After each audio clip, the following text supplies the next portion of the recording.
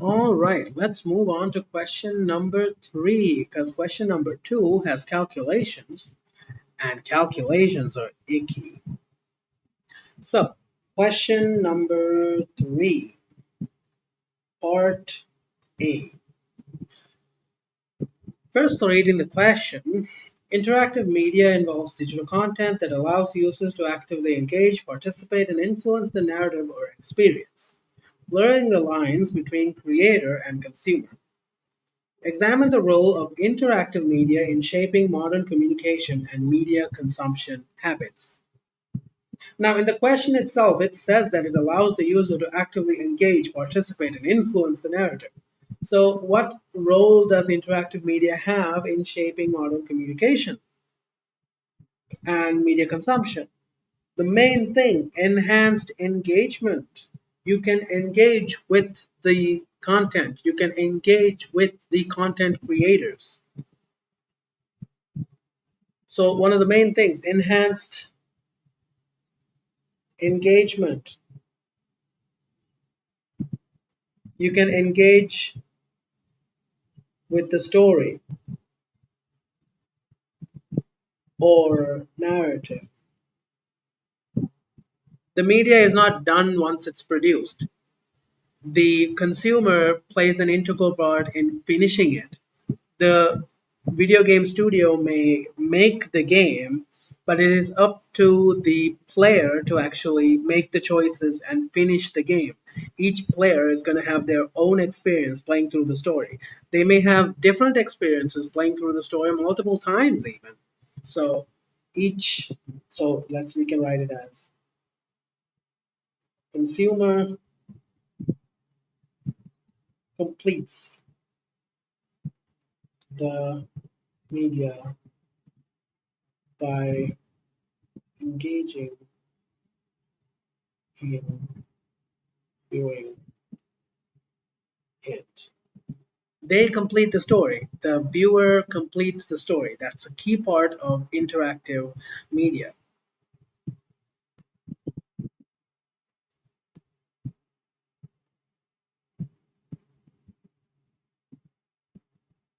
The second part of interactive media is user generated content.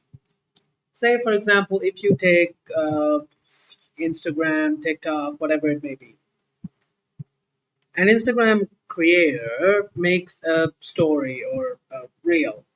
You can remix it, you can take the audio from it and make your own, you can collaborate with others.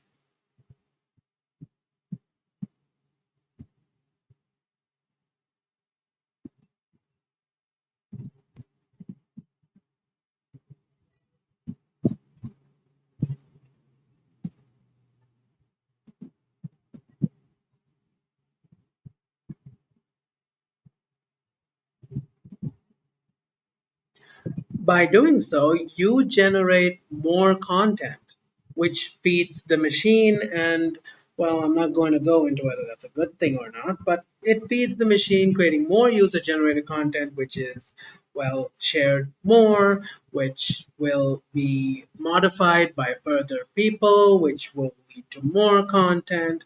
And it leads to a lot of content being generated.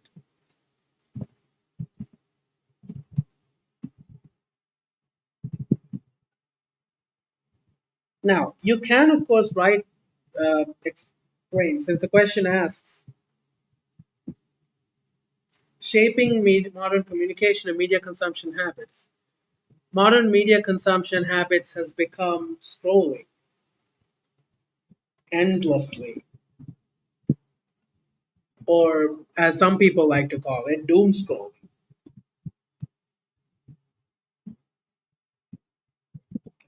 You scroll on and on and on and on because there's so much user generated content and it reacts, it is interactive. Once you like something, algorithms will push more of that stuff. Say if you like a cat video, the algorithm will detect that, hey, this guy likes cat videos and push more and more and more cat videos towards you, creating, well, it's a feedback loop, but at the same time, it's going to push more content that you'd like to you. So you'd scroll more and more and more, and before you know it, an hour, 2 hours, 3 hours, you're supposed to be studying, but, well, cat videos. So, is that a good thing or a bad thing? You could discuss that here, but I'm not going into that right now. And another thing that you can mention here, once the media is created, that's not the end. Updates.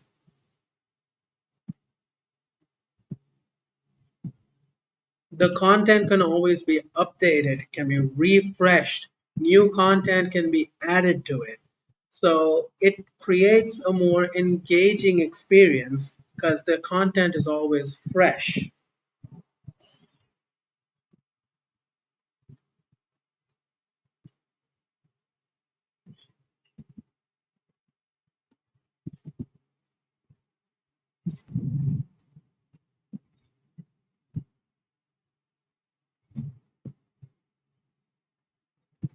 So it keeps things fresh, it keeps things adaptable.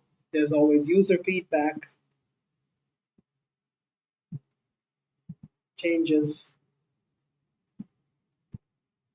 and so on. Let's leave it at that. The second question, briefly explain four key technologies embedded in VR for better user experience. Four key technologies. The first one is an HMD, or head mounted display. I think most of you would know about the Oculus Rift that's made by Meta. Some of you may know about the Steam VR, and some of you may know about the HTC Vive and other such head-mounted displays, VR headsets. There was also the Microsoft HoloLens, which was a mixed reality headset, but also a headset. And there's also the Google Glass, and more recently, there's the Apple Vision Pro, which looks weird as hell, but it exists. So, head mounted displays. Why look at the screen when you can strap the screen onto your head? That's basically the principle behind it. Each one of your eyes will get their own little display, and they will be showing you either a computer generated world completely separate from reality or in a mixed reality sense, bringing computer generated objects into our world. Displays, stereoscopic images directly in front of users' eyes. Directly in front of the user's eyes. The second very important technology here is motion tracking.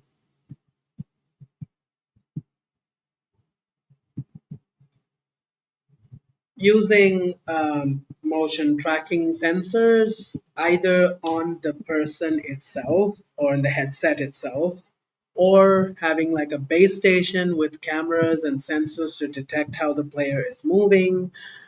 You can track the player's position, track player position in real time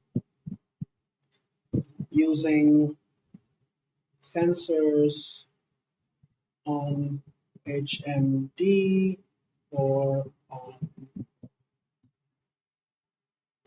in the you can either have your sensors on the HMD itself or on clothing, specialized clothing, or on in the room itself with like base stations that track your position using lasers or something.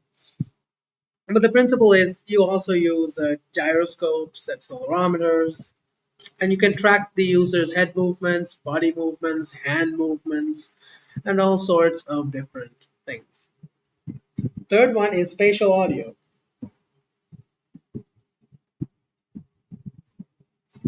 Audio that seems like it's coming from a physical.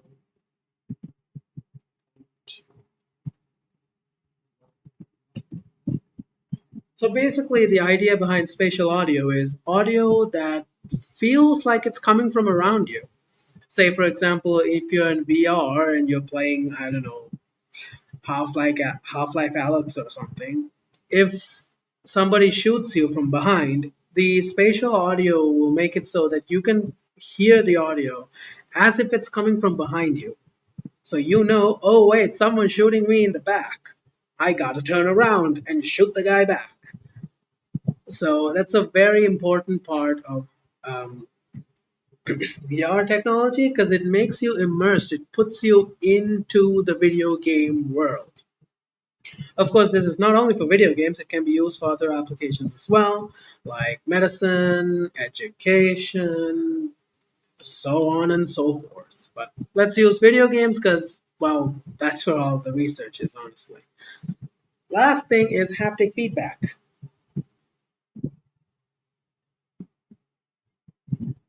Touch, sensations. If you touch an object, it feels like you're touching it. If you hold a gun and you shoot the gun, you can feel the vibrations, the recoil of the gun. If you're, say, for instance, touching skin in the VR world, you can feel like you're touching skin. And basically, haptic device, it provides the physical sensations, vibrations in response to the user's interactions. Of course, right now, the technology mainly focuses on providing haptic feedback to your hands for weapons and all of that stuff. But there's nothing that says you can't have haptic feedback elsewhere in your body, so make of that information what you will. And yes, Japan has it. God damn it. Moving on.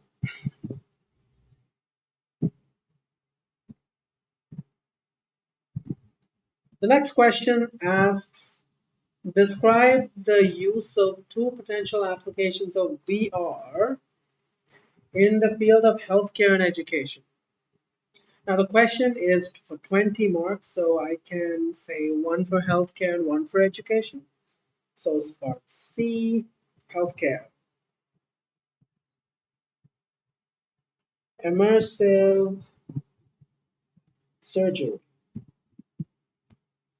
With VR, using a VR headset, a surgeon can, if they're sending up, say, what's it called? Is it a speculum or is it what's it called? A endoscope, I think. Endoscope. You put an endoscope up the person, and then, like, with VR headsets, it would be as if the doctor is actually inside the patient, and they can have a closer look at, tissues, the body, and figure out what's wrong with the patient.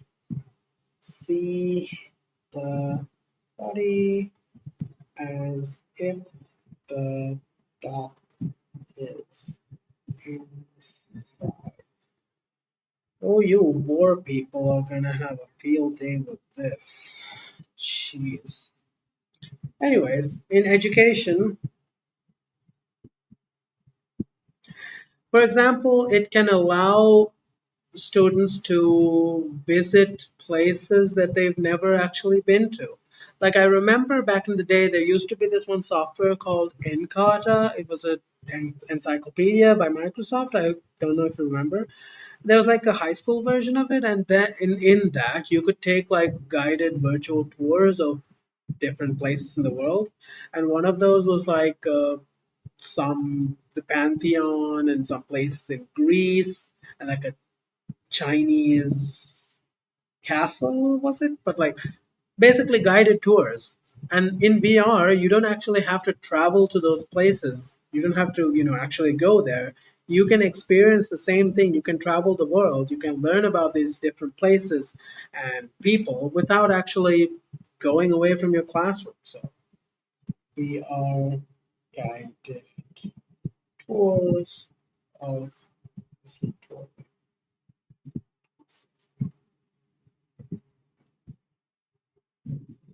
or even other worlds. You could even have, students visit the moon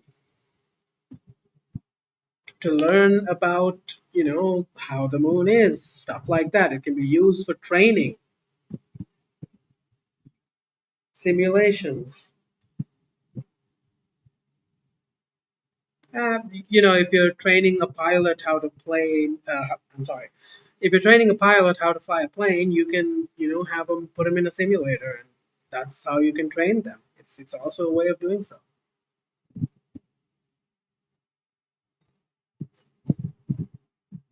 If you want another example for healthcare, you could even say remote diagnosis.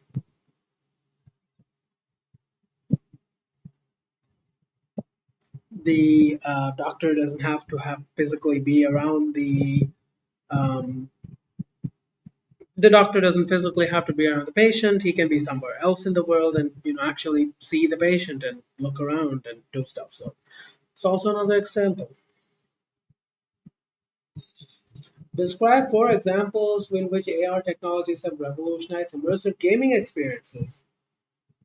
AR gaming. I remember my 3DS. So the Nintendo 3DS and AR cards to the Nintendo 3DS had like AR cards to bring characters to the real world. Like it had cameras, and like if you place the AR card down, it'll let you like see the characters on your table. See characters in the. It was kind of cool. And nowadays we have AR. Oh, Pokemon Go. Pokemon Go is an example. You can catch Pokemon in real life location. There was also the what's it called? Minecraft. Microsoft brought Minecraft on what's it called? The HoloLens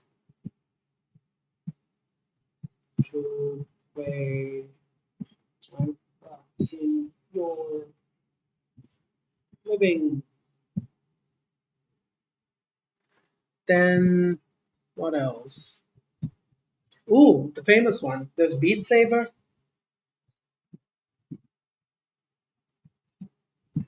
pot blocks to the beat of music.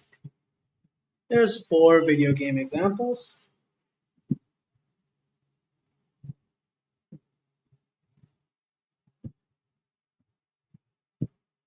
There's four examples of video games. And then we have the last part of the question, which is discuss the potential ethical and social considerations associated with the use of augmented reality. Well, if you can bring anything that computer generated into the real world, that poses a problem, right? One being you're always recording. For augmented reality, the computer needs or visual video information. So devices are always recording video. So it's easy to record something that is not meant to be recorded. So, would be kind of awkward if you went into the bank and you were writing a check, or, recorded yourself writing and typing out the PIN for your debit card. So recording unintentional doubt. That is one of these one potential issue, and then a potential ethical issue. And another thing is, if everyone's stuck in their own world, it will reduce socialization among people. Right now, a big issue among people is, well, meeting other people. If you go to the university and just look at a random group of students, what do you think they're doing? Most probably they're going to be tip tapping away on their phone. Now imagine if everyone had AR glasses on them. It's going to get worse. People are going to be more isolated. Less people are going to interact, less people are going to talk, less people are going to engage with each other and just stick to engaging with their virtual worlds. Which, well, you know that Japan has a birth rate problem. Um, Japan doesn't have enough babies, no children. So, well, with VR, I only see this problem getting worse. People aren't going to be able to meet other people. People aren't going to be able to make friends or partners, and well, that's going to be a problem. The next generations with AR, VR, all of this will have more communication options than ever before.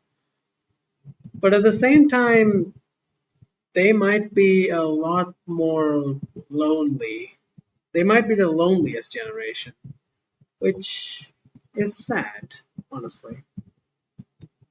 So, processing data, data recording, and social interaction issues. There's two answers for 20 marks. So that is the second question done. Let me get some water and let's go to the next question.